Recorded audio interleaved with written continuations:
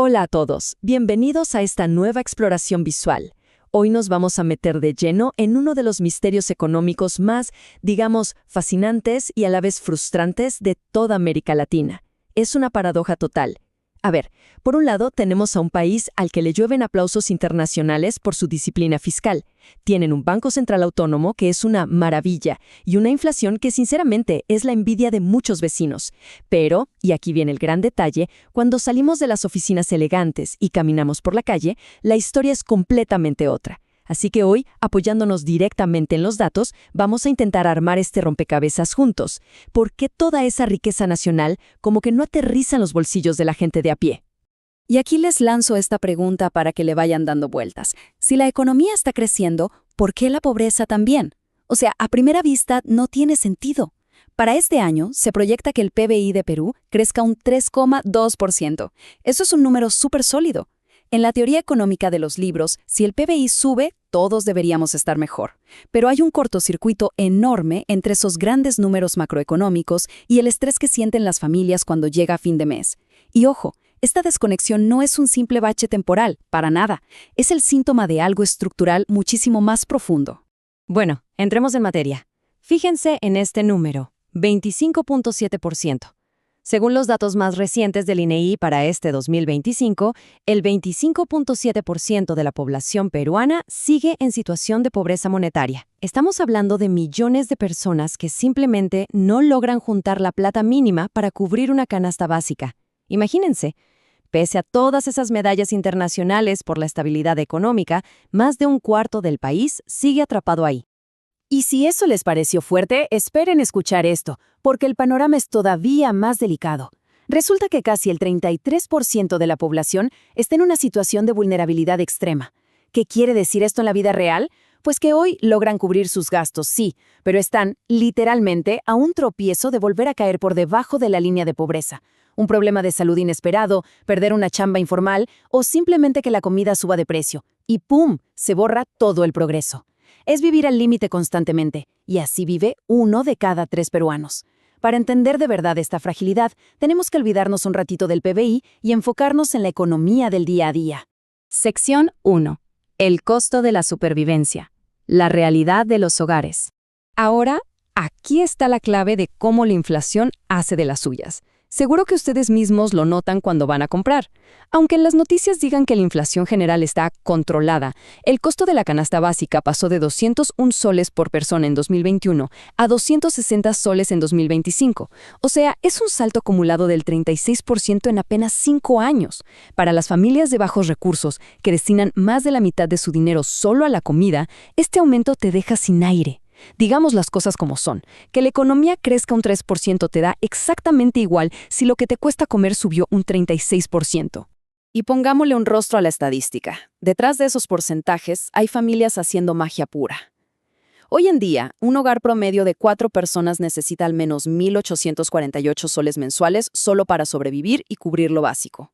Cosas de todos los días, como el pollo, la papa, la yuca, han pegado unas subidas bárbaras. Para la clase trabajadora, ir al mercado se ha vuelto un recordatorio súper frustrante de que el crecimiento del país simplemente no se sirve en su mesa. Para colmo, este peso no se reparte por igual. La inflación, que al final del día es el peor enemigo de la pobreza, castiga sin piedad a ciertas regiones. Mientras que el promedio nacional roza el 26%, si volteamos a ver a Cajamarca o a Loreto, nos topamos con tasas de pobreza que superan un espeluznante 40%. Es una locura. Tienes falta de infraestructura combinada con el alza del costo de vida, y eso crea islas geográficas donde la pobreza parece inquebrantable. Entonces, si la cosa está tan difícil a nivel micro, ¿qué diablos está fallando en la estructura del país?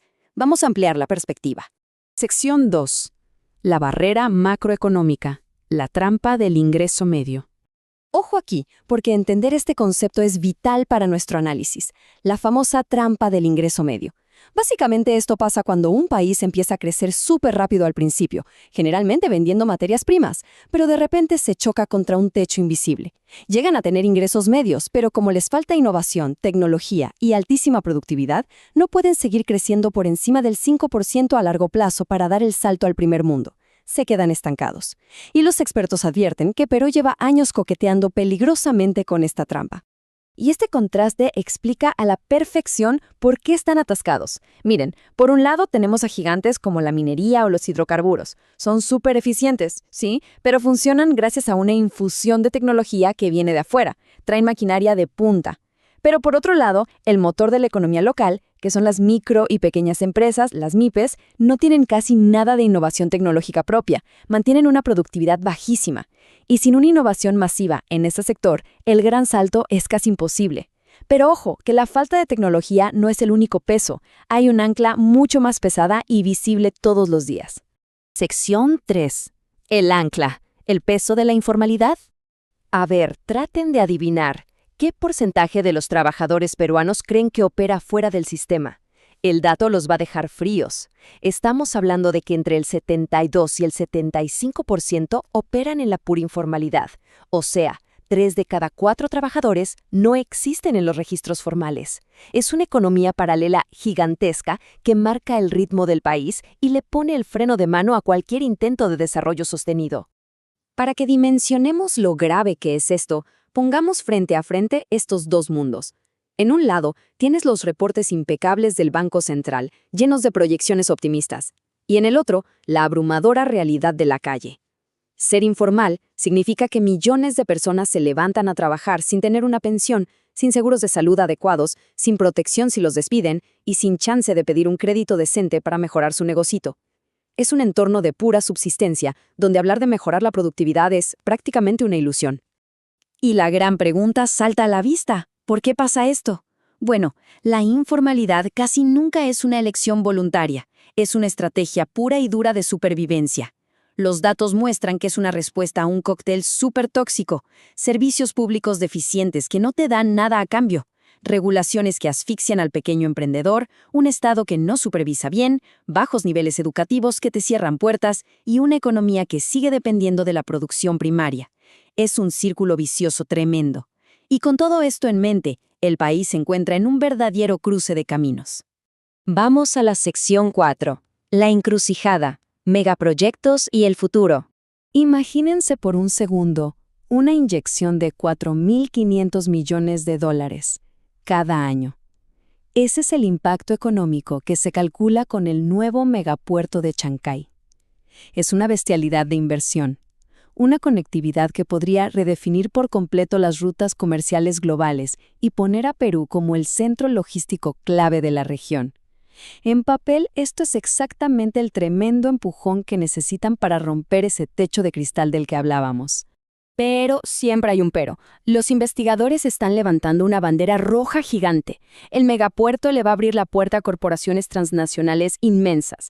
¿Y qué va a pasar con las pequeñas y medianas empresas peruanas? Las MIPES, que ya están sufriendo por falta de tecnología y de plata, podrían terminar aplastadas por esta competencia internacional brutal si no se adaptan a tiempo. El avance no espera a nadie y sin apoyo rápido, los gigantes globales podrían desplazar a los negocios locales definitivamente. Entonces, ¿qué está intentando hacer el gobierno para escapar de esta trampa? Pues están impulsando el Plan Nacional de Competitividad y Productividad. Los pilares son, primero, que las reglas del juego sean predecibles para atraer inversión seria. Segundo, cerrar de una buena vez esas brechas de infraestructura en el interior del país. Tercero, levantar la productividad no solo en Lima, sino en cada región. Y cuarto, que el sector público y el privado tiren para el mismo lado. Es un plan súper ambicioso que busca modernizar el país desde las bases. Y con todo esto sobre la mesa, los dejo con esta reflexión para que le den vueltas. ¿Creen que megaproyectos como Chancay van a lograr sacar al Perú de esta trampa histórica? ¿O al final del día solo van a ampliar la zanja dejando aún más atrás a ese 75% que vive en la informalidad? Porque, a ver, los indicadores pueden gritar que hay riqueza, pero los bolsillos en las calles siguen vacíos. La verdadera prueba de fuego para cualquier nación no es cuánto crece su PBI en una gráfica, sino qué también logra convertir eso en innovación real y en comida sobre la mesa de los más vulnerables. Ha sido increíble desmenuzar este tema con ustedes hoy. Sigan cuestionando los datos y nos vemos en nuestra próxima exploración visual.